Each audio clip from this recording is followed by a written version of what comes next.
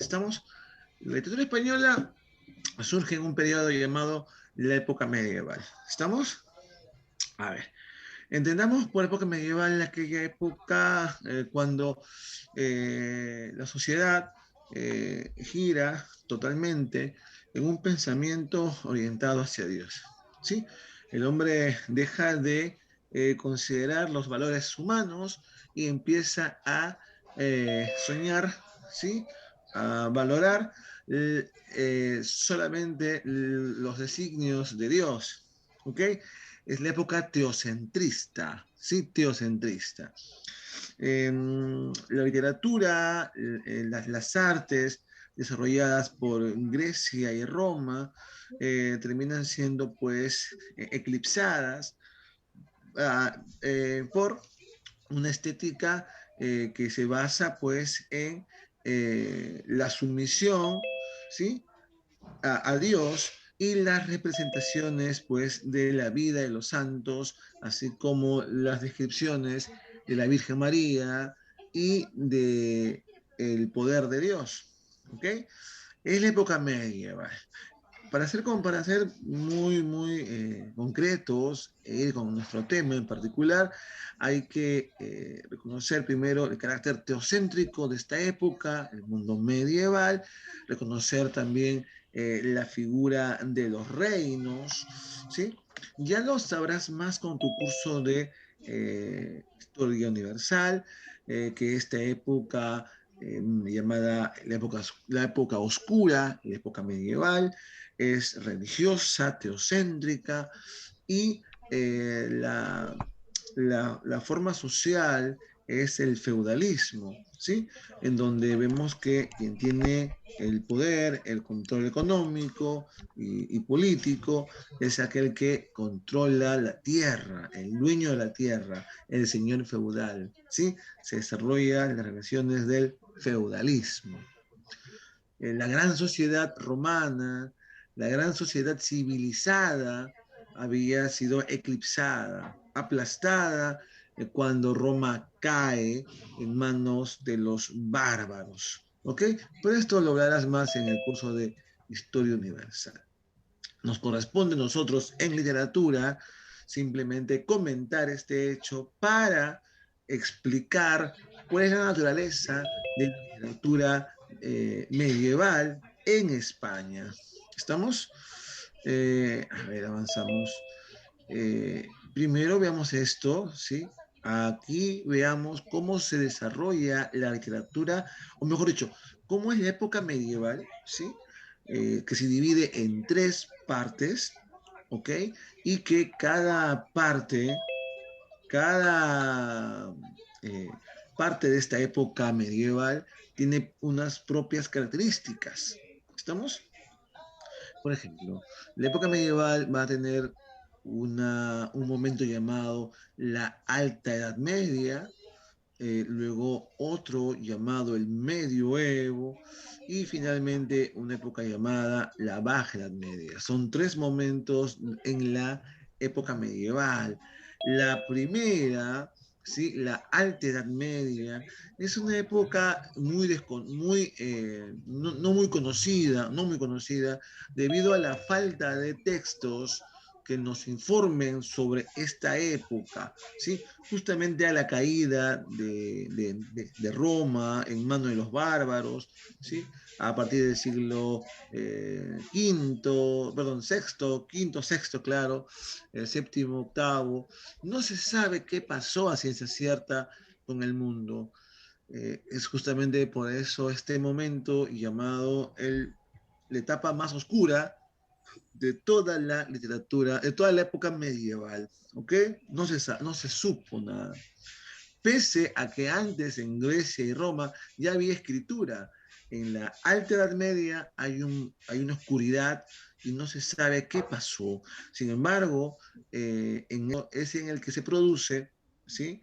El feudalismo, ¿sí? El teocentrismo, ¿ok? En la Alta Edad Media. En literatura, en esa Alta Edad Media, lo que vamos a apreciar es obras vinculadas a la religión totalmente. Cantos, himnos a la Virgen, a los santos, ¿ok? Esa va a ser la literatura de la Alta Edad Media. Como te digo, no hay muchos datos sobre esta época. La siguiente parte de la época medieval es el medioevo. O sea, dentro de la época medieval está el medioevo. ¿Sí? El medioevo es la parte media justamente de la época medieval. Este medioevo, dado en el siglo X al XII, ¿sí? Este medioevo es un momento de pugna religiosa, pugnas entre los cristianos y los maometanos o los seguidores de Mahoma, ¿ok? Los árabes musulmanes, ¿sí? Es un periodo de guerras en donde surge la figura del caballero medieval, del caballero, ¿sí? Aquel que defiende a su reino y al Dios verdadero. Estas guerras entre cristianos y árabes o musulmanes, ¿sí? Trae en literatura los famosos cantares de gesta, que vienen a ser estos cánticos, estos poemas que describen de forma épica las hazañas de estos caballeros. ¿Ven la imagen inferior? La del medio. Esa imagen inferior es la de el caballero medieval. Mírenlo bien armado, bien metálico y con pues una bandera que simboliza la cristiandad, ¿ok? En la época medieval. La última etapa del periodo medieval se denominó la Baja Edad Media. Es la parte final ya del mundo medieval. Se desarrolla en el siglo XIII al XV. Es aquel momento donde el hombre empieza a dejar de concentrarse tanto en Dios y empieza a revalorar el mundo antiguo. Aparece el humanismo, ¿sí? Y el hombre siente la necesidad de preocuparse más por su mundo y no buscar un mundo ideal como lo era el hombre del medioevo o de la alta edad media. El hombre de la alta edad media, el hombre del medioevo buscaban eh, eh, el mundo del paraíso, buscaban el otro mundo y rechazaban el mundo presente. Los hombres de la Baja Edad Media ya empiezan, al menos los artistas, empiezan a preocuparse más por el mundo terrenal, ¿no? Y ya no por el mundo celestial. Miremos acá las diferencias, mira la imagen en el mundo de la Alta Edad Media, un fanatismo religioso pues total en la Alta Edad Media, luego en el Medioevo sigue el fanatismo que lo lleva a la guerra contra las naciones opuestas a ese pensamiento, y luego pues ya está la Baja Edad Media. Miren en la imagen y díganme si no es cierto acaso que el hombre se preocupa ya por otros quehaceres.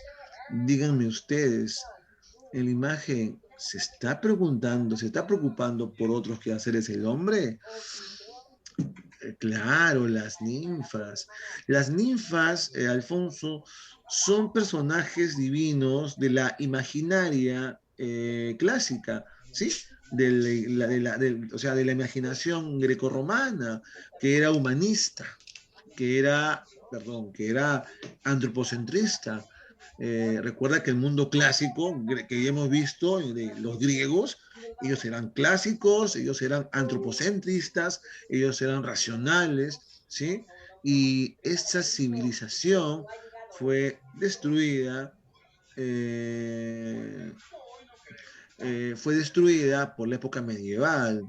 Obviamente, Soria, estas ninfas estaban vinculadas con la lujuria y la lujuria era un placer humano, por lo tanto era valorado también, Alfonso, ¿sí? No era, no era visto como lo fue en la época medieval como un pecado, sino era un valor, ¿sí?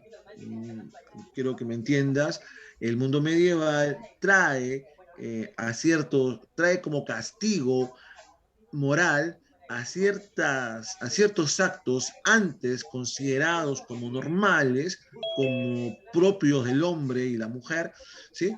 El mundo medieval teocentrista, religioso, va a empezar a vetar y darle significados negativos a ciertos hábitos humanos. ¿Estamos?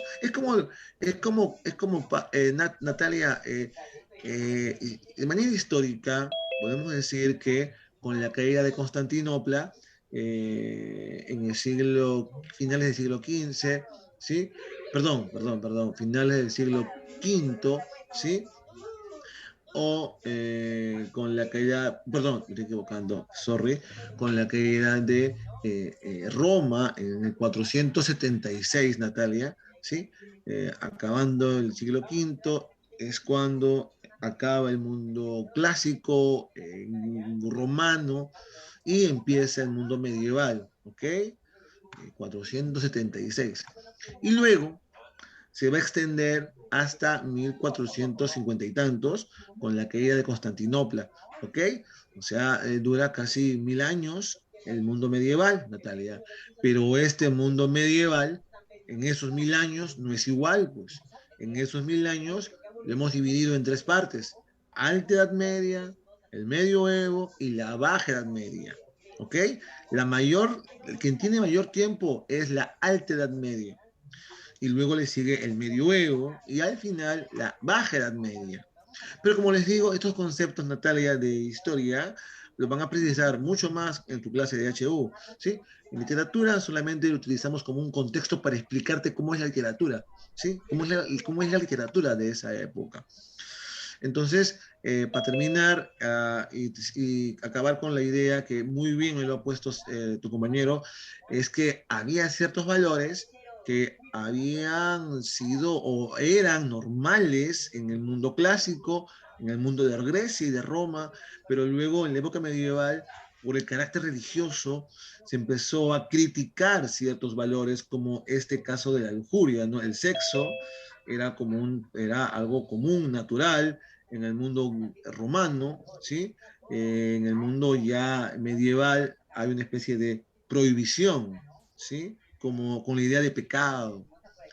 Esto, en el Renacimiento, que veremos en la otra clase, vamos a ver que se vuelve a los temas del mundo clásico antiguo, pero eso ya veremos después. Solamente quería mostrar cómo cambia la forma de pensamiento, ¿sí? Buscando a Dios en lo celestial, y luego ya el hombre dice, pero Dios está en la tierra, ¿sí? La belleza de Dios está en la tierra y debo de gozarla, ¿ok? Bueno, fin, vamos a decir que la literatura medieval, perdón, la literatura española surge en uno de estos tres momentos: en la alta, en el medioevo, en la baja edad media. ¿En cuál de estos tres aparecerá la literatura española? La respuesta es que aparece en este momento, en el medioevo aparece, ¿ok? Hacia el siglo XII, XI es cuando aparece la literatura española. Antes no había literatura española, ¿sí? Entonces, en la época del medioevo aparece la literatura que hablaremos hoy día, la literatura española. Eh,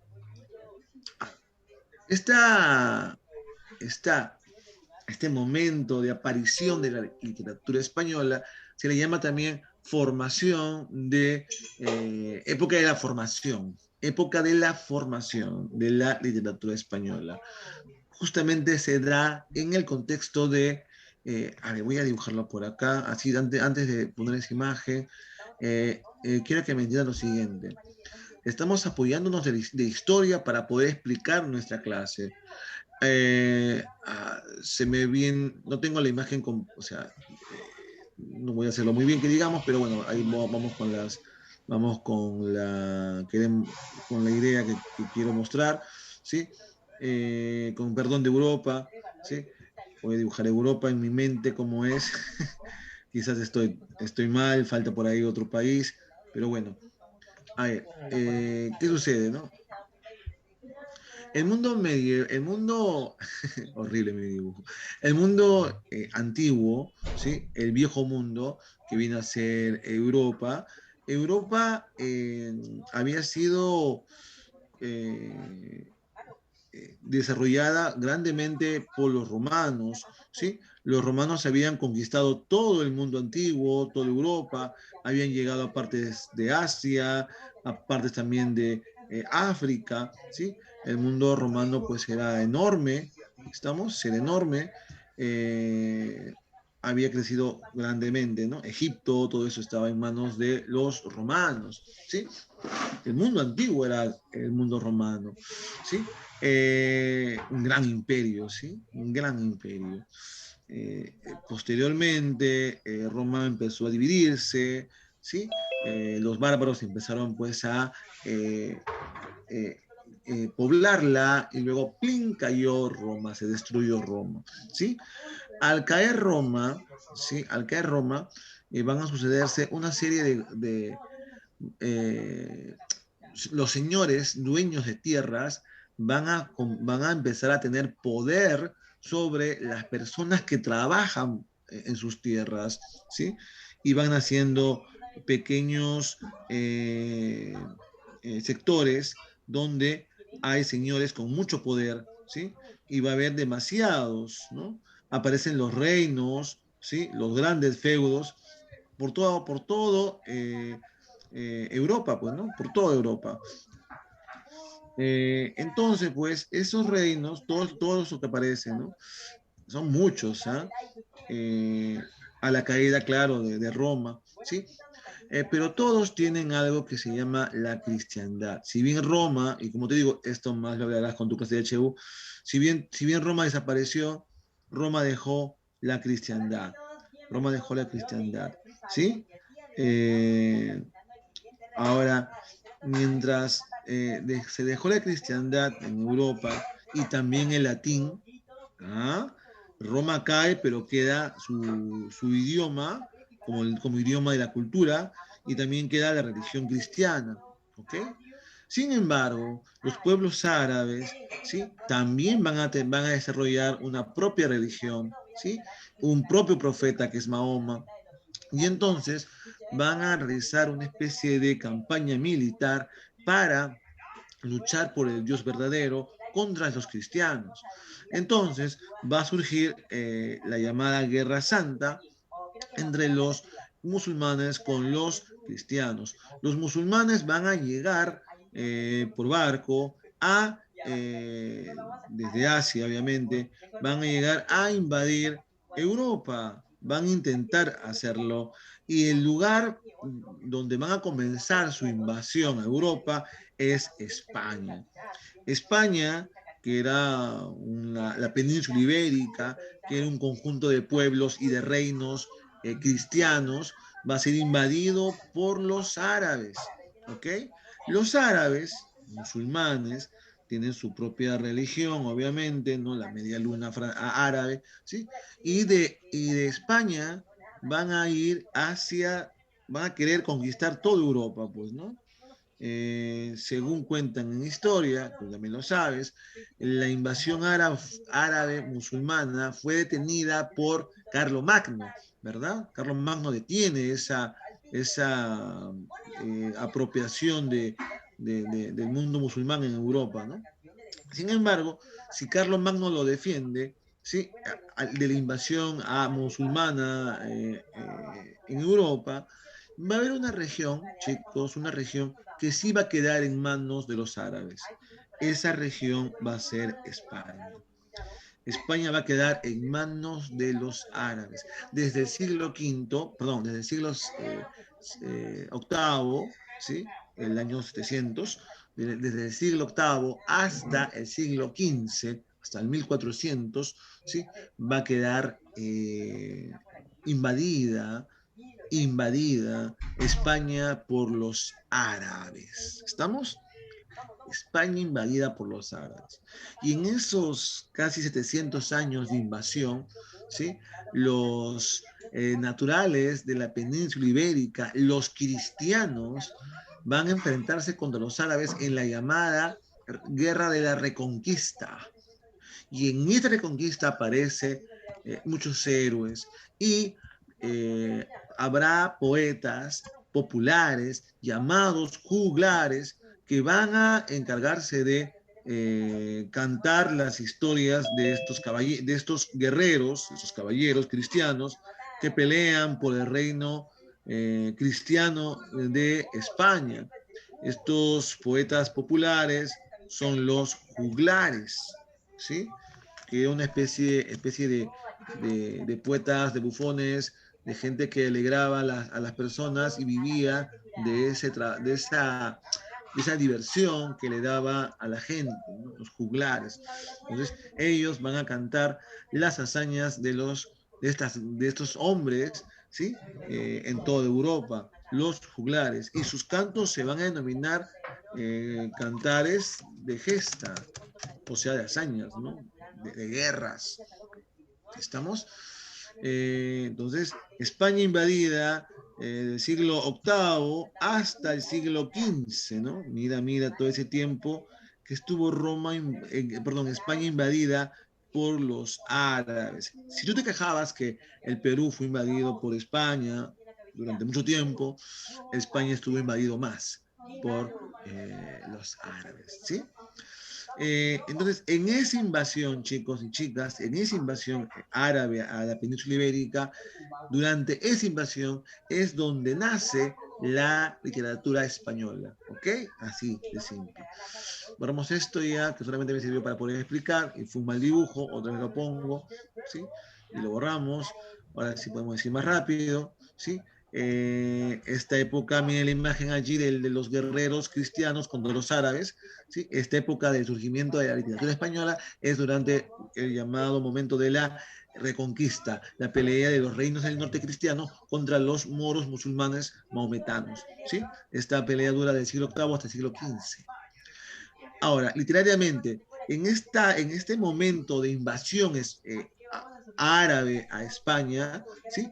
Va a aparecer la jarcha. ¿Qué es la jarcha? La primera manifestación de la literatura española, así de simple, ¿sí? Si me preguntan cuál es la primera manifestación literaria de España, la respuesta es la jarcha.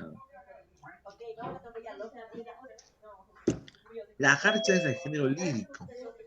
Lírico, son poemas sentimentales, ¿ok? Lo particular es que no se encuentra en lengua castellana, ¿sí?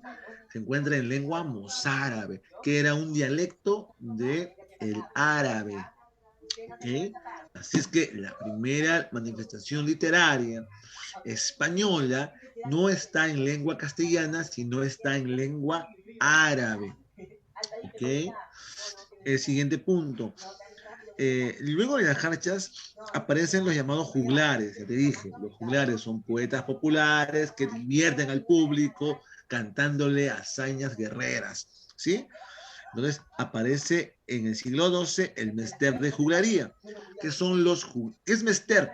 Trabajo, oficio de juglar, o sea, oficio de bufón, oficio de cantor, oficio de artista, algo así. ¿Ok? Y estos juglares producen los cantares de gesta. Y el más conocido es el cantar del mío Cid. Es el cántico que nos habla del héroe Rodrigo Díaz de Vivar. ¿Sí? Posteriormente al siglo XII, escondió la ratita, a ver qué te parece eso. No, no le cayó, de nuevo. Ay, qué malo. Tenemos que acercarnos, tenemos que encargarnos de él personalmente. No, si de chiquita esto se va a poner. Uy, hay otro. Hay otro. Bueno, con cuidado, con cuidado. Uy, miren, ya lo vi. Pero primero hay que encargarnos de él, ¿eh? Posteriormente, en el siglo ya 13 y 14, va a aparecer un nuevo tipo de artista. Ya no va a ser el juglar, el poeta popular de la calle, sino va a ser el poeta culto, el poeta educado, el poeta que sabe escribir, ¿sí? Que tiene conocimientos que ha ido pues a estudiar. Hablamos de el mester de clerecía. En otras palabras, los sacerdotes, los clérigos, ellos van a producir literatura, ¿ok? Sin embargo, a diferencia de los juglares, mientras los juglares producen cantos de guerra, cantares de gesta, ¿ok? Los mesteres de clerecía o los religiosos producen poemas de enseñanza orientados a Dios, ¿sí? Orientados a Dios. El primer poeta conocido, culto, es Gonzalo de Berceo. Eh, los juglares son anónimos. No sabemos el nombre de los juglares. ¿Por qué? Porque los juglares son plebeyos. Y los plebeyos en aquellas épocas del mundo medieval no tenían nombre. O sea, eran considerados como simplemente personas que entregaban un tributo, un diezmo, un dinero a su señor feudal, ¿sí? Los plebeyos no tenían nombre, en verdad. Ellos más bien lo que tenían era el apellido, o mejor dicho, ellos eran nombrados con el nombre del señor feudal. Si trabajaban para el señor Gonzalo, entonces ellos eran llamados los González. Si trabajaban para el señor, de pronto, pues, Rodrigo, eran los Rodríguez, ¿sí? Los plebeyos no tenían nombre, no tenían un acta de nacimiento particular, no tenían nada de eso, ¿ok? Lo que sí tenían un nombre y eran, pues, reconocidos como tales, personas individualizadas, eran los nobles y los hombres cultos. Por eso que el primer poeta conocido con nombre propio fue un clérigo, el el sacerdote Gonzalo de Berceo. Es el primer poeta español conocido. Los juglares no sabemos quiénes son, porque eran plebeyos. ¿Me dejo entender? A ver, ahí comentarios. ¿Sí? O sea, si viviríamos en el mundo medieval, ustedes no tendrían nombres, ¿no? Salvo que sean aristócratas, señores feudales, si no, no tuvieran nombre. Pero bueno, ya eso es un comentario. Sigamos. Luego del misterio que decía que se da en el siglo III al XIV, luego aparece el momento llamado el Renacimiento, que se va a apreciar mucho más en el siglo XV. Van a aparecer autores que van a dejar de hablar, o sea, van a dejar de centrarse en Dios y van a empezar a hablar del hombre, como Jorge Manrique y como Fernando de Rojas, escritores españoles que, si bien es cierto, siguen siendo teocentristas, siguen alrededor de Dios como tema fundamental de sus obras, sin embargo, van a empezar a hablar del hombre. Cuando decimos hablar del hombre, estamos en el tema antropocentrista. Así es que Jorge Manrique y Fernando de Rojas están entrando al antropocentrismo, pero todavía no, están en la puerta de entrada. Todavía siguen en la sala teocéntrica. Están a punto de pasar, están con una pierna dentro del Renacimiento y con la otra en el teocentrismo. ¿Ok? Jorge Manrique y Fernando de Rojas. Bueno, avanzamos esto y lo explicamos así. Aquí se encuentran las jarchas, como te dije, la primera manifestación literaria española. Como te das cuenta, está en árabe. Una traducción al latín es esta y una traducción al castellano es esta otra. ¿Sí? La jarcha era el estribillo, apunta a eso, el estribillo, la parte final de un poema mayor llamado La Muaxaja. La Muaxaja era el nombre del poema y estaba en árabe. La parte final estaba en otra lengua, o mejor dicho, en una variación llamado el mozárabe. A ver, arriba estaba en árabe, abajo estaba en mozárabe, ¿sí? La manifestación literaria española no es la muaxaja, sino es esta, la jarcha, ¿sí? Que viene a ser ese estribillo, el estribillo, ¿sí? Que estaba al final de la muaxaja y que estaba en dialecto mozárabe. Y eran poemas de amor, poemas sentimentales, ¿sí? Sentimentales, género lírico. Bueno, avanzamos esto. Adiós, jarchitas, adiós, jarchas. y vamos ahora a hablar del Mester de Juglaría. El Mester de Juglaría, como te había dicho, está dado por los juglares. Miren a los juglares, a uno, a otro, que van a divertir a quién. En este caso están divirtiendo al señor feudal o al rey, lo están divirtiendo. Los juglares eran versátiles, podían realizar el papel de bufón, podía hacer el papel de actor, podía hacer el papel simplemente de cantar una historia, ¿ok? Entonces eran muy versátiles, tenían muchas, un repertorio bien amplio, ¿estamos? Pero tenían algo en común, los juglares eran incultos, no sabían escribir, eran analfabetos, no habían recibido educación, ¿ok? Tenían el arte de cantar, el arte de divertir al público, el arte de emocionar. Una forma de hablar de los juglares es decir que eran como periodistas. ¿Por qué periodistas? Porque en aquella época, al no haber medios de comunicación, ellos, al viajar en pueblo, divirtiendo a la gente, ¿sí? Informaba a los pueblos de los hechos guerreros que iban pasando en ese mundo, ¿ok? Entonces eran como periodistas, ¿ah? También eran como bufones que hacían reír al público, ¿sí? A ver, ¿qué tal? ¿Qué tal? Si hay una pequeña, algo que quieres saber, sí, por favor me lo dices, ¿ah?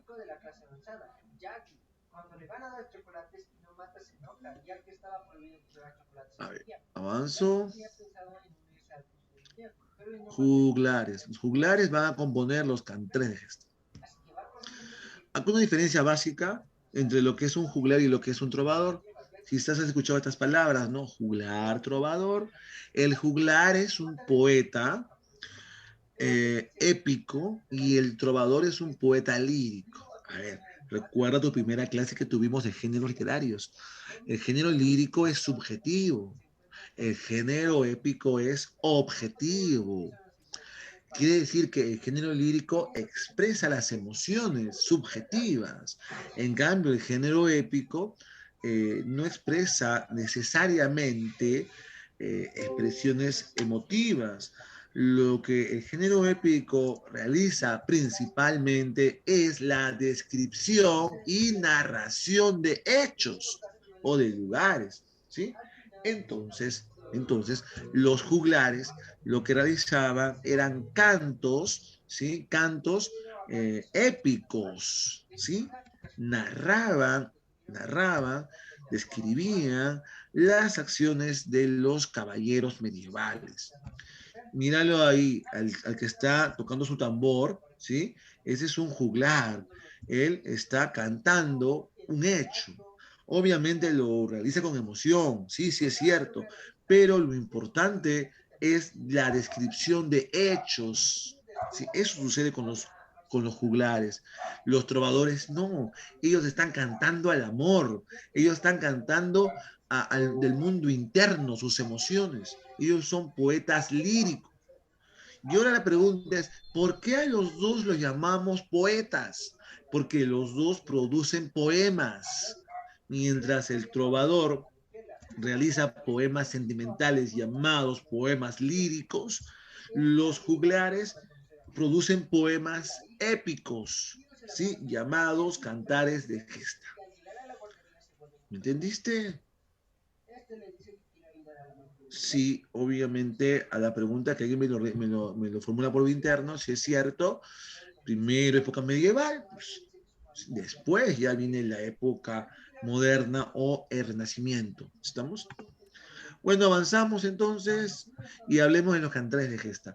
Para verlo de forma práctica, un cantar de gesta es un relato extenso que va a buscar ensalzar, ¿sí? Que va a buscar expresar al héroe nacional, ¿sí? Al héroe nacional que defiende al reino, que defiende al Dios verdadero y que tiene todas las virtudes, todos los valores, ¿sí? Que se puede esperar de un personaje medieval. O sea, un personaje medieval tiene que ser obediente, fiel a su Señor, como lo es el hombre frente a Dios, obediente. Debe de también tener todos los valores morales y no ser pecador, ¿sí? Entonces, todos esos valores encierra el héroe nacional. A este héroe nacional se le llama el caballero medieval. Estamos el caballero. Cuando contaron solo le faltaba subir la mitad de las escaleras, chocan con él.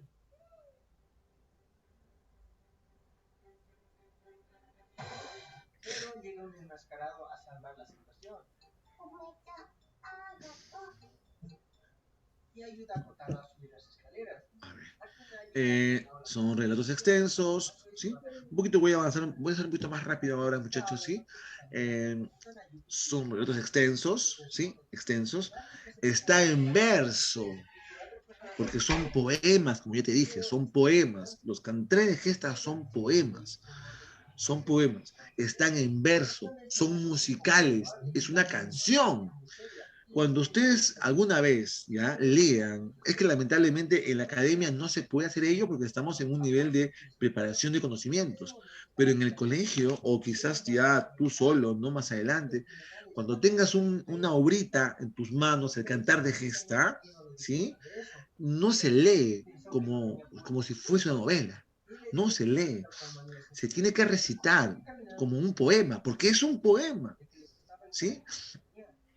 Es un poema, pero es un poema en donde se recita no contando, no mostrando sentimientos internos, sino mostrando una historia, narrando una historia. ¿Estamos? Ahora, es por eso que están en verso. No está de corrido. Corrido es prosa. Y el cantar de gesta no está en prosa. La novela está en prosa. El cantar de gesta está en verso. ¿Sí? Ahora, tiene una métrica, o sea, como está en verso, tiene un número de sílabas que posee cada verso. El detalle está que con los cantares de gesta, como fue creado por un hombre inculto, un analfabeto que no sabía escribir, entonces esta persona no podía contar las sílabas que poseía cada verso y les salía versos desordenados, o sea, versos que tenían 14, 13, 12, 14, 11, 10, o sea, no había un orden simétrico en los versos que tenían ellos en estos cantos. ¿Por qué? Porque no sabían escribir. Pues. Si supieran escribir, entonces contarían los versos y si es que se pasa una sílaba, cambiaría de palabra por otra para que sea simétrico el poema. ¿Sí? Su métrica es irregular, entonces. El número de sus versos, de sus sílabas, no es simétrico. Hay de 14, de 13, de 11, 14, 15. Está desordenado. ¿Sí? ¿Y qué más? La rima que utilizan no es perfecta, sino imperfecta. Esa rima se le llama asonante. Así es que, si me preguntan qué características tiene el cantante de gesta, fácil, siempre su métrica es irregular y su rima es asonante. ¿Pero por qué? Porque su poeta era un hombre inculto que no sabía escribir, pues, ¿no? ¿Qué más? Luego lo que te comenté, se describe las hazañas de un héroe nacional, ¿sí? Y que cierta forma expresa el sentimiento de todo un pueblo. Imaginémonos que, por ejemplo, si estuviéramos en el siglo XIII, XII, perdón, siglo X o XI, ¿sí? Entonces nosotros los peruanos tendríamos a nuestro héroe, ¿no? Imagínate el nombre de un hombre representante del Perú. Él es nuestro héroe. Y al hablar de ese héroe, entonces nos sentiríamos emocionados todos, ¿sí? Porque nos representa. Eso pasaba con el cantar de gesta y su héroe. Su héroe representaba el valor máximo de ese pueblo. Sigo. Y se encontraba en la lengua propia de ese pueblo. Te dije que hace un momento cuando dibujé el mapa de Europa todo destruido, horriblemente lo dibujé, te dije que el latín había quedado como herencia en todo el mundo europeo. Sin embargo, cuando aparece el cantar de gesta, aparece también una lengua propia, una lengua nacional. Por eso los cantares de gesta, aparte de hablarnos de un reino, el héroe de un reino, también se manifiesta a través de su lengua propia, llamada la lengua romance, ¿sí? La lengua nacional. Hablemos de El Cantar de Mío Cid. Es la primera obra que se encuentra en castellano. No es la primera obra española. La primera obra española son las jarchas, que se encuentra en árabe, en mozárabe, perdón. El Cantar de Mío Cid sería la primera obra en castellano. En castellano. ¿Estamos? En la historia de Rodrigo Díaz de Vivar. ¿Estamos? Rodrigo Díaz de Vivar. El chico que está enamorado de la madre de Midori. Comparten un buen momento y sus padres se dan cuenta de que sus hijos estaban creciendo y que un día se marcharían. A ver, este cantar de gesta fue compuesta por un juglar, ya lo dijimos, un juglar. Todos los cantares de gesta son compuestos por juglares. Un juglar. Y si es un juglar, ¿qué se supone? ¿Que el autor es conocido? No, es anónimo. No sabemos quién es, pues, porque es un juglar. ¿Qué más? Para que no se pierda, porque esta obra se cantaba en los pueblos por los juglares, para que no se pierda, el sacerdote Perabat lo escribió, pero él no lo inventó, sino un juglar lo inventó y Perabat lo que hizo fue copiar la obra para que no se pierda. ¿Ok?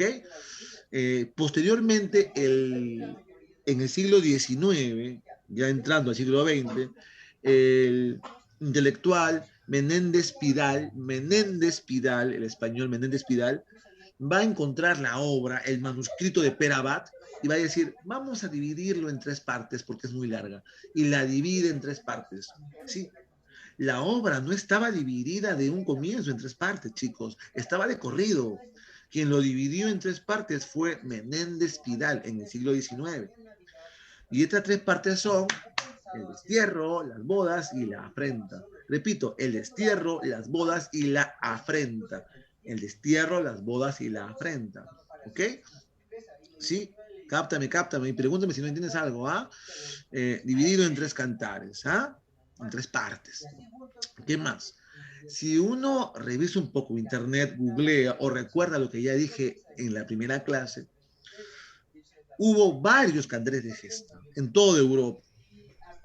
Pero de todos los cantares de gesta, el cantar de gesta más realista, donde no hay mucha fantasía, es el mío, sí. El cantar de gesta de otros países como de Francia, Alemania, como de Inglaterra, son fantasiosos. Hay dragones que botan fuego de sus fauces, hay de pronto pues espadas que cantan, que vuelan, o sea, fantasía suma. El mío sí no tiene esa fantasía en exceso, es realista, ¿ok? Usan el epíteto que viene a ser el sobrenombre específico que se le da a un personaje. Por ejemplo, al mío Cid se le daba el epíteto de el que en buena hora nació, o también el Cid, ¿no? ¿Qué más? Esta obra tiene como tema básico la recuperación del honor. ¿Estamos?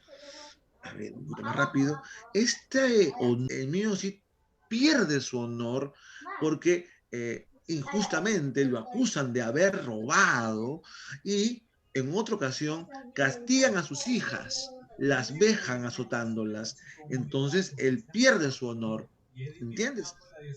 Pero él la va a recuperar. En esta obra se busca decir cómo este héroe, pese a ser mancillado con la deshonra de ser acusado de ladrón y con el azote de sus hijas, este hombre al final logra recuperar su honor. Ese es el tema. Cómo este héroe nacional recupera su valor, recupera su honor. ¿Está bien? Recuerda esas dos faltas que le hacen, ¿no? Lo acusan de ser ladrón y lo destierran del reino donde vivía y también pues el azote de sus hijas. Esta obra es género épico porque se describe una acción, un hecho externo, es un cantante de gesta, está en la época medieval es una narración lineal, o sea, la historia va hacia adelante, y tiene personajes legendarios. ¿Qué significa esto? Que tiene parte de realidad. Cuando decimos personajes legendarios, estamos diciendo que estos personajes existieron, solamente que hemos agregado algo de fantasía. ¿Sí?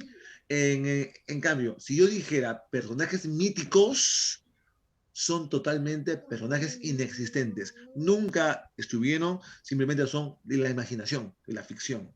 ¿Estamos? Dime si hay una duda, por favor, para ayudarte. Continuar. Entonces, son 3 partes. Voy a comentarlo, voy a hacerlo así. Mira, tengo que contarlo cortamente porque el tiempo no me da para más. Además, tenemos que hablar también de la poesía del siglo de oro. Así que lo voy a hacer así. Escúchame. Primer punto, vamos a hacerlo por actos, ¿ok? Por actos, por actos. Hay un noble llamado Rodrigo Díaz de Vivar. Es un noble de menos valor. ¿Por qué? Porque no nació con la sangre noble, sino que llegó a ser noble por la plata que ganó peleando en las guerras. Era un gran guerrero. Así que es un noble de menos valor. El mío Cid, Rodrigo Díaz de Vivar, es un noble de menos valor. ¿Sí? Luego, por la envidia, García Ordóñez, un noble de sangre, porque no puede ver, no puede concebir cómo este plebeyo, que se ha vuelto noble por su dinero, esté junto con ellos, esté al lado del rey. Entonces lo acusa de ladrón y el rey lo echa de Castilla. Rodrigo Díaz de Vivar, sin protestar, se va de Castilla, porque él no puede reprocharle a su señor lo que él ha decidido. ¿Sí? Es un obediente. Y aunque no haya robado, se va de Castilla, se va del reino de Castilla. Su rey Alfonso VI lo echa, y él tiene que irse.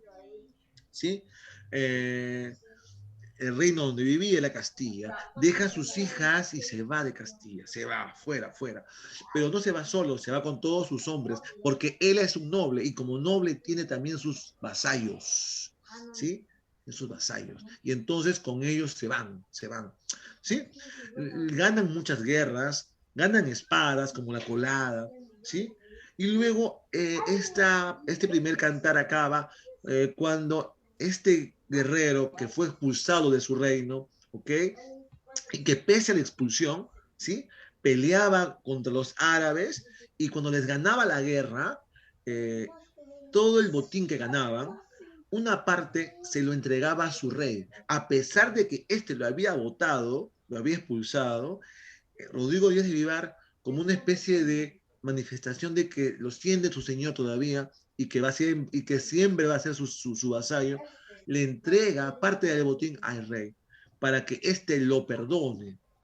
Bueno, la obra acaba cuando Emilio Cid termina sitiando una gran ciudad, el reino de Valencia, que era un reino árabe.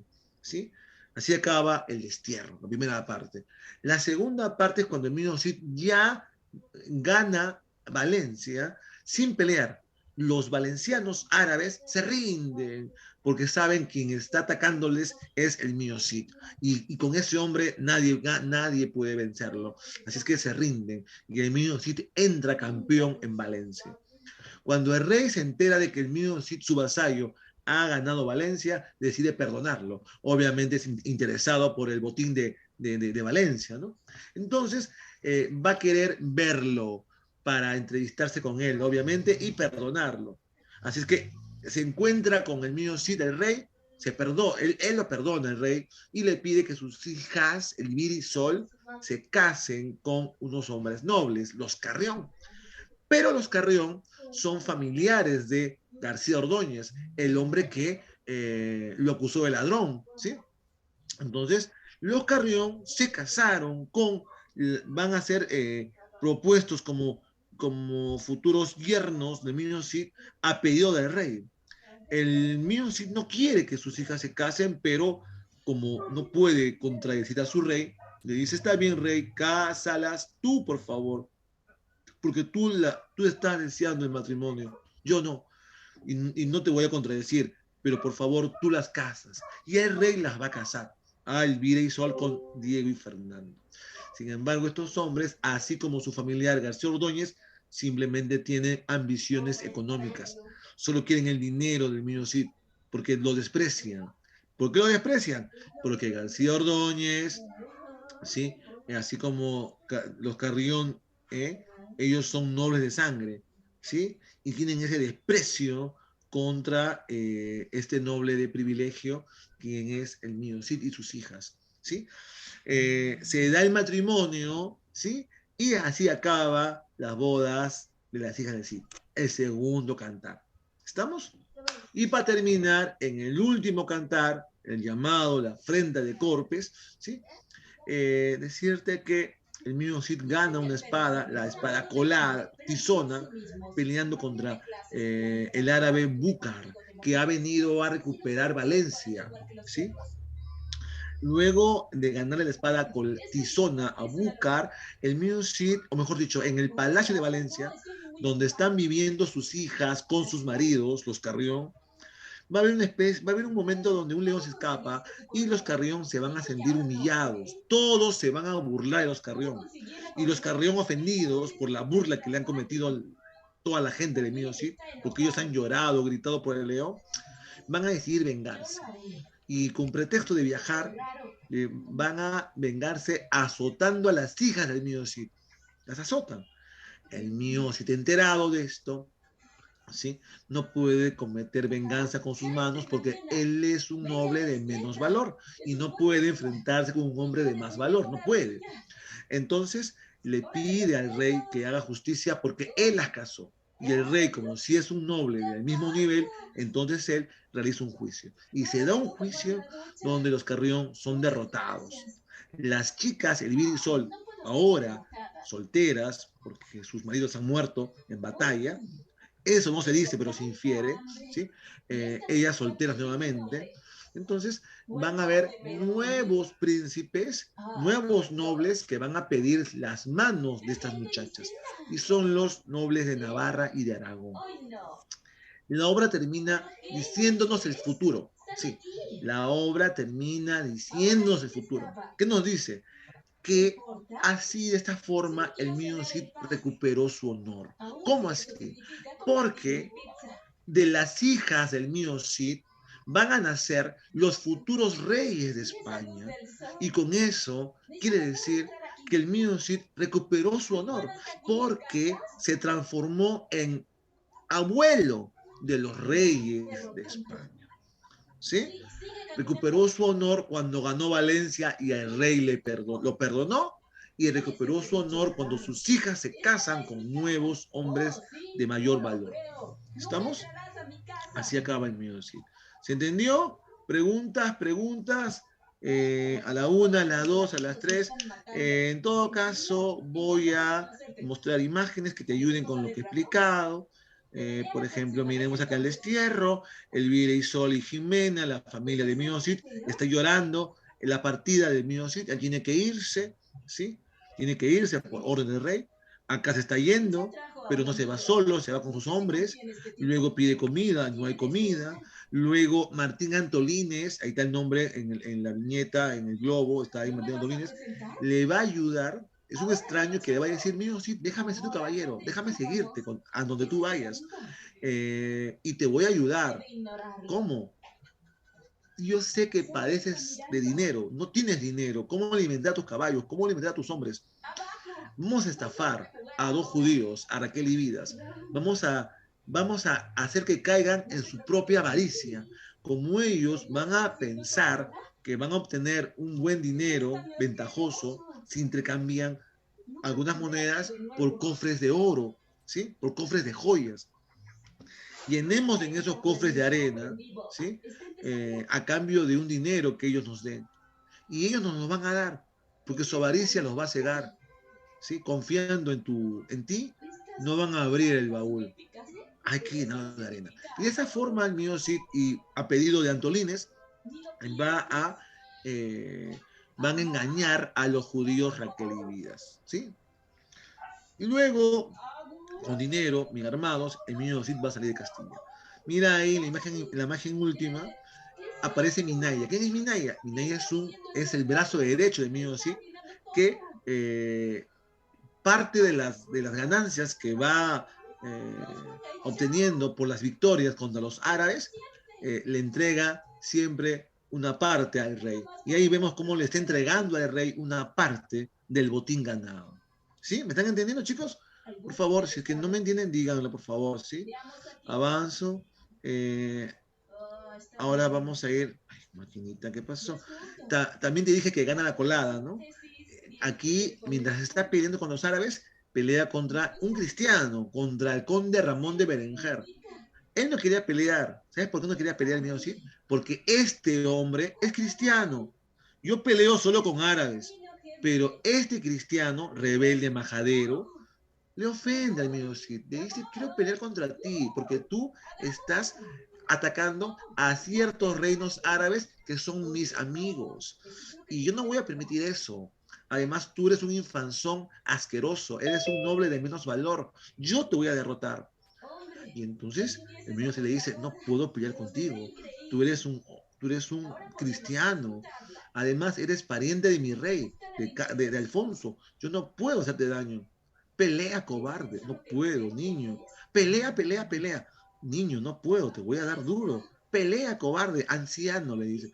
Entonces, al final el mismo Cid, bueno, si quieres pelea, te doy pelea. Y el mismo Cid acaba con todos. Y a este niño, a este joven presumido, le quita su espada. ¿Qué espada? La colada. El mío Cid no lo mata, simplemente le enseña quién es el macho, ¿sí? O sea, gana la batalla y luego lo deja en libertad, ¿sí? Bueno, te conté cómo gana guerras y cómo gana la ciudad de Valencia, ¿no? No, no, no, no, no, no, no, no, no, no, no. No, no, no. Alguien me pregunta, Pedro Bermúdez y Martín Antolínez, ellos son hombres, son vasallos del mío Cid. No son nobles, no son nobles. No se dicen los nombres de los príncipes que piden las manos de las hijas al final de la obra. Solo se dice los de Navarra y Aragón. No se dice quiénes, hija. ¿Sí? Sigo, segundo cantar, vemos aquí que que el rey viene el mío Cid a perdonarlo, ¿sí? Y le pide que sus hijas se casen con los Carrión, te lo conté también. Acá te estoy mostrando imágenes. Luego vemos también en este cantar cómo el mío Cid pelea contra el árabe Yusuf, ¿sí? Yusuf. Y luego al final se dan las bodas, que también te conté, solo que hay imágenes, ¿sí? Y por último, en el tercer cantar, ¿sí? Se da la ofensa de Corpes o la afrenta de Corpes. Recuerda que viene Búcar, es un árabe que quiere recuperar Valencia y se enfrenta contra el Minocid. El que tiene el turbante es Búcar, el que tiene la ropa de azul es el Minocid. Se enfrentan los dos hombres y le gana la espada Tizona. Tizona. Como está en el globo también. Luego se da la escena la escena de León, donde se burlan de los Carrión, y los Carrión, cobardemente, en un viaje falso, azotan a las chicas Elvira y Sol. ¿Sí? ¿Estamos? Espérate. Pam, pam, pam, pam, pam, pam. Ahí se ve en anterior. ¿Sí? Si te das cuenta, lo que estoy mostrando en imagen ya lo he contado. Solamente estoy agregando algunos datitos más. ¿Sí? Continúo. El tercer cantar es sobre ya la escena del león y también pues el azote de las niñas, Elvira y Sol. Elvira y Sol. ¿Quién las azota? Diego y Fernando, los Carrión. Los Carrión, familiares del mentiroso García Ordóñez. Recuerda que los nobles de sangre tienen un odio hacia los nobles de privilegio, como lo es el mío Cid. ¿Sí?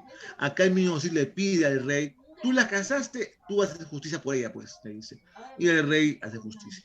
Y es aquí donde, a la pregunta de una jovencita, donde Martín Antolínez, que es su vasallo, creo que lo dije, no sé por qué te confundiste, al inicio dije, en el destierro, que Antolínez, Martín Antolínez, es un hombre del pueblo que le dice, Rodrigo Díaz de Vivar, Cid, quiero ser tu caballero, quiero andar contigo. No puedo, le dice él, por favor, inclusive te puedo ayudar. ¿Cómo?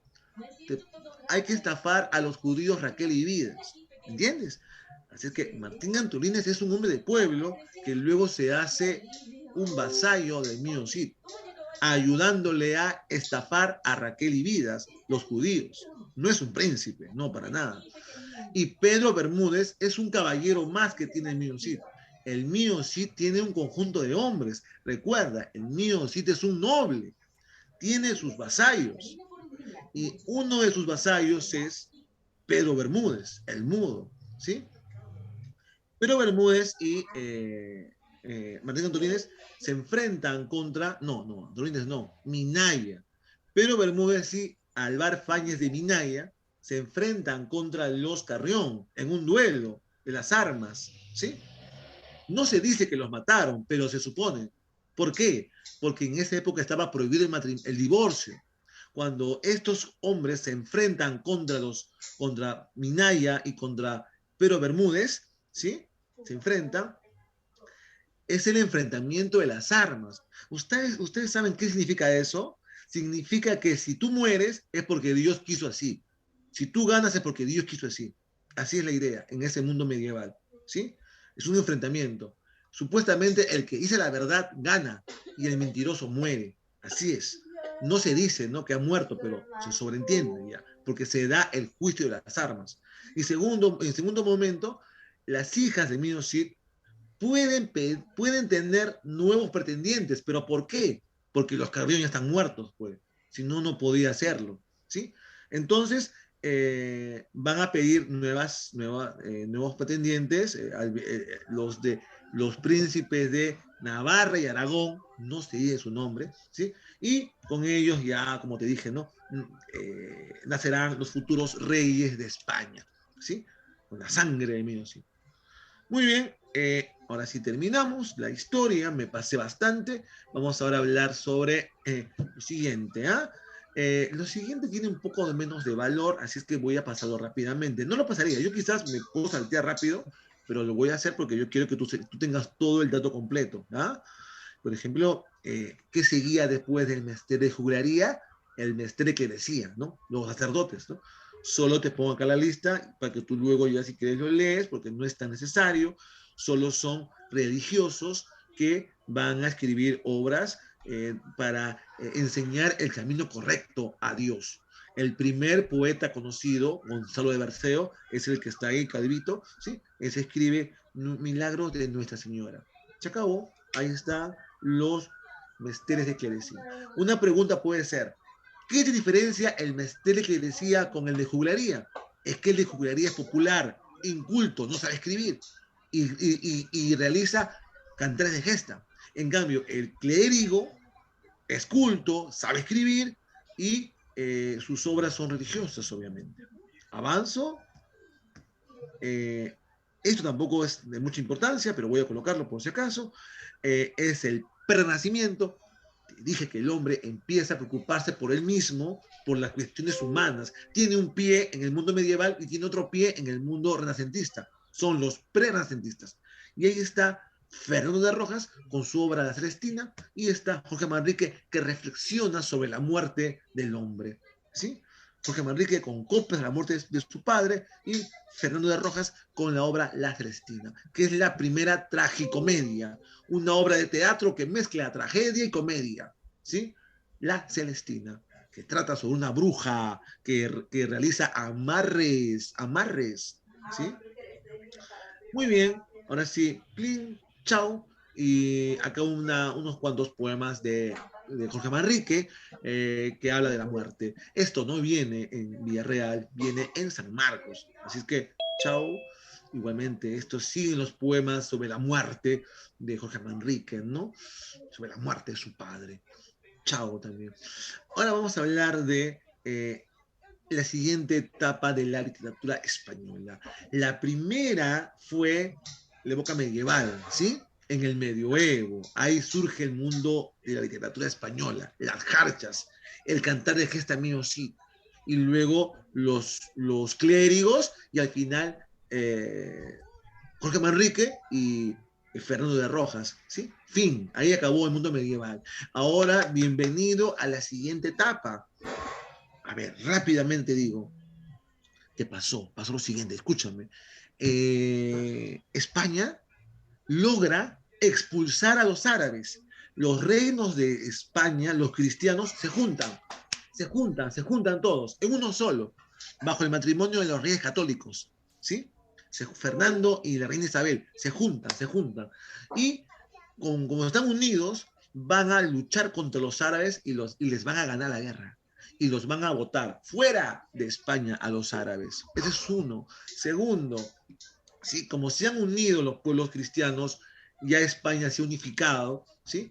Van a realizar negocios comerciales y van a descubrir América y luego van a invadirla y van a tener sumas cuantiosas de dinero, de oro y plata de América. Así es que España, ¡plin!, estalla al esplendor económico, esplendor político, hay demasiado dinero, hay un auge fenomenal en España.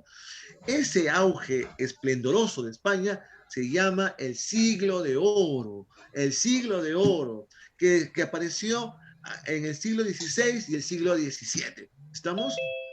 A ver, hablemos del siglo de oro español, el siglo de oro, esplendor, conquistaron América, tienen mucha fuente de dinero allí, se han unificado, están sin los árabes, están contentísimos los españoles, el siglo de oro español. En la imagen aparecen los chicos más importantes de la parte de poesía. Hoy día hablaremos de la poesía del siglo de oro español. ¿Sí? Acá está Boscán, ¿no? Guapote, ¿no? Guapote, ¿no? Mira esa barba, mira esos bigotes, nada que Camilo, una zapatilla comparado con Camilo, acá Boscán. Mira el otro, mira esa cabeza, mira esa frente amplia, madurito, ¿no? Este es López de Garcilaso de la Vega, Garcilaso. Y Dios mío, mira aquí, mira, hijo, mira. Oh, qué pelada, qué nariz. ¿Sí? Él es Góngora, Luis de Góngora y Argote. Y mira este gatoazo, ¿no? Guapo, ¿no? Oh, mira esa frente, ¿ah? Hermosa frente, ¿no? Él es Quevedo, son los poetas. Ahora dirá, usted dirá, profesor, ¿qué está diciendo? Pero es un pelado, es un narigudo. No. Es que en la época, o sea, en el siglo XVI, XVII, ¿sí? La belleza estaba en la madurez. Una cabeza, una frente amplia, con poco cabello, era en cierta forma valorado. ¿Estamos? Ya, bueno, avanzamos. Maduritos, ¿no? Maduritos. A ver, hablemos de... ¿Qué más? Van a haber muchos reyes importantes. Por ejemplo, un rey muy famoso de este siglo de oro, de este esplendor español, es Carlos V. En tu curso de HU vas a hablar más de este hombre, de Carlos V, ¿sí? Y bla. Siguiente pregunta. En el siglo de oro español, ¿qué corrientes literarias hay? Y la respuesta es dos corrientes literarias. Una corriente se llamó el Renacimiento y la otra corriente se llamó el Barroco.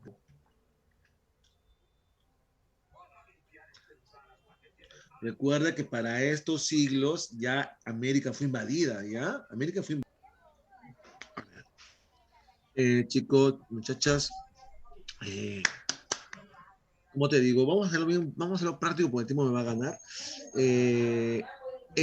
La poesía del siglo de oro, como te digo, si el siglo de oro tiene dos etapas, Renacimiento y Barroco, dos corrientes, claro, pues también va a haber una poesía renacentista, vamos a dividirla en dos partes, renacentista primera y segunda, y luego está la etapa barroca, ¿no? Ahí están las dos etapas de la literatura del siglo de oro, renacentista y barroca, ¿sí? A ver, la renacentista, como su nombre lo dice, gira en torno al volver a nacer del hombre. Recuerda que en el mundo medieval el hombre estaba pensando solamente en Dios. En el mundo renacentista el hombre piensa en sí mismo. El hombre piensa en sí mismo, piensa en el hombre, en sus deseos, en su mundo. Entonces, en España estaba de moda, en España, la poesía de España era una poesía religiosa, era una poesía que pensaba en Dios nada más. Pero de pronto hubo unos poetas que habían estado en Italia y cuando regresan a España traen el estilo italiano.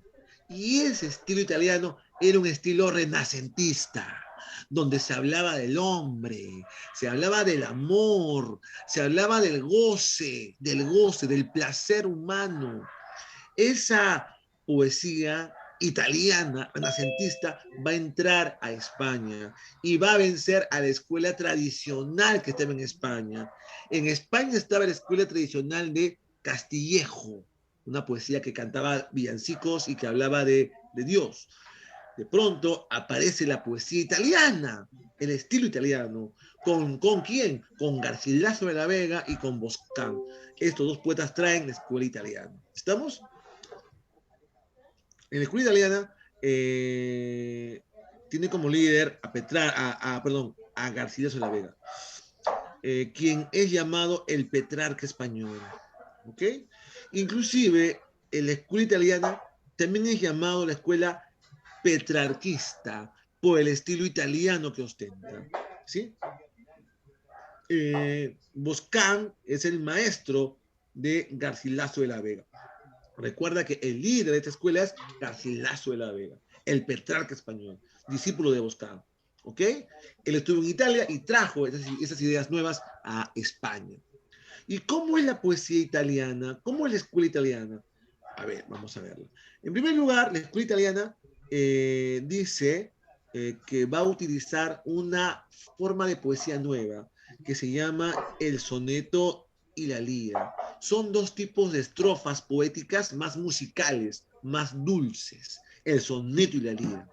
Luego usan el verso de 11 sílabas, que también es más musical. ¿Sí? Y algo fundamental es que los temas de la escuela italiana renacentista no va a ser Dios, va a ser el hombre. Por ejemplo, el hombre quiere ser joven, ¿quién quiere ser viejo? ¿Tú crees que yo quiero ser viejo? Yo no quiero ser viejo, yo no quiero llegar a los 40, estoy llegando, Dios mío, pero no quiero llegar. Entonces, quiero mantener mi juventud, cualquiera, ustedes también, ¿sí? Carpe diem es aprovechar la juventud, vivir el momento, el placer, ¿sí? El invierno por ejemplo, es la vida tranquila. ¿Quién quiere estar todo el tiempo estresado? Uy, ya son las 10:48, me falta poco para acabar. Oh, tengo miedo. No, la vida así estresada aburre, ¿sí? ¿Quién quiere tener una vida estresada? No, quiere una vida de tranquilidad. Vida significa dichoso aquel que está tranquilo, no tiene preocupaciones por nada, vive como un pastor. Y el otro es el locus amoenus, que significa el lugar ameno. ¿Qué hombre no quiere un lugar tranquilo, donde poder deleitarse con las flores? Miremos acá, por ejemplo, el Carpe Diem, acá con ella, mira la juventud, juventud, aparece juventud, la juventud, oh, la belleza, tus cabellos, tu piel todavía suave, tócate la pancita, está planita, ¿verdad? Tócate tus mejillas, están suaves, ¿verdad? Es la juventud, hija. Hijo, toca tus bíceps, tus brazos, está fuerte ahí, muchacho. Es la juventud, es la juventud, ¿sí?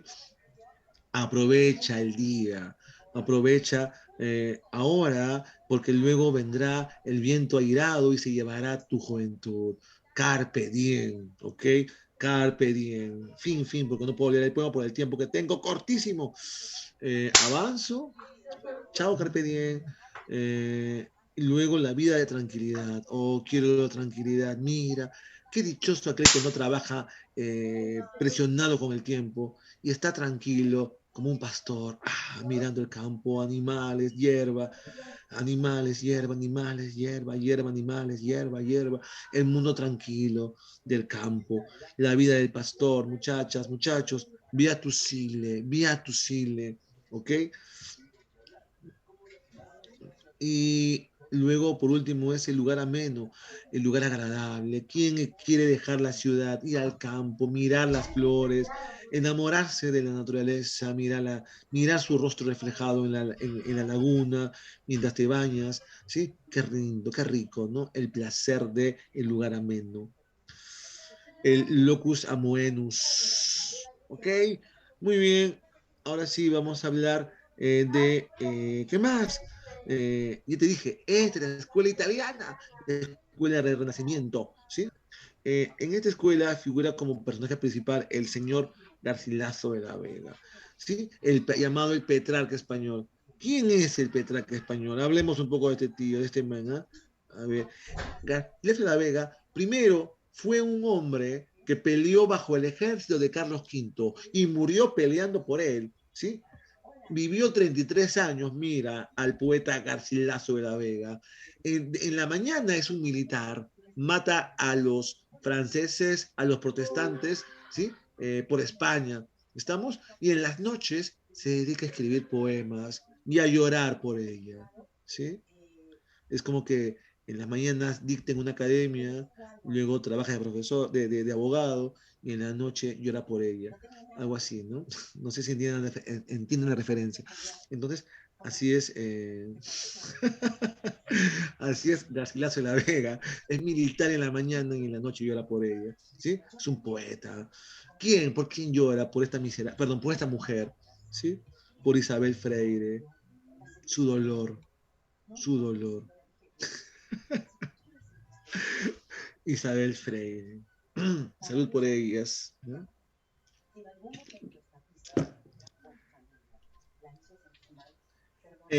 Ya está. Las obras de Garcilaso de la Vega. Todos tienen algo de Garcilaso, muchachos. Todos, ¿ah? Isabel Freire eh, lo rechazó y por último se murió. O sea, esta mujer le causó dos penas al pobre Garcilaso: el rechazo y la muerte. O sea, qué desgraciada, ¿no, chicos? No solo lo desprecia, sino que tiene la osadía de morirse. ¿Me dejo entender? ¿Me dejo entender? O sea, lo desprecia y se muere para colmo, ¿sí? Tú dirás, ¿pero qué tiene que ver? ¿Cómo que tiene que ver? Son dos dolores. Primero que lo desprecia y luego que se va para siempre del mundo. ¿Entiendes? Es un dolor tremendo. Entonces, ya, ahora van a entenderme por qué escribe las églogas. Las églogas son poemas pastoriles de amor. Son poemas pastoriles, son pastores idealizados que hablan de amor, ¿sí? Y la égloga primera es donde hay dos pastores que lloran sobre dos mujeres. Y justamente es la historia de Garcilaso el Ave. ¿Qué más? Tiene canciones, ¿sí? Usa la lira, este verso musical de cinco versos que tiene 11 y 7 sílabas. Luego usa las elegías, que son cantos por la muerte, que está formado por tercetos. ¿Qué es un terceto? Estrofas de 3 versos con 11 sílabas. Tiene una carta, una epístola dirigida a su maestro Boscán. Y tiene 38 sonetos. 38 sonetos, ¿sí? Y un soneto, ¿qué cosa tiene? Dos tercetos y dos cuartetos y dos tercetos, cada uno de 11 sílabas. Espero que esto que he dicho quede grabado y ustedes no se olviden. Vamos a ver ahora su estilo. Aquí en Juan. Su estilo es que sigue la escuela italiana, busca la perfección, la armonía entre equilibrio y fondo y forma. Y su tema básico es el amor. Es el amor, su tema básico. Tanto así que es llamado el primer romántico español. El primer romántico, porque su tema es el amor. ¿Sí? Usa los epítetos y también usa las hipérboles. Fin. 5, 4, 3, 2, 1. Esto lo borramos.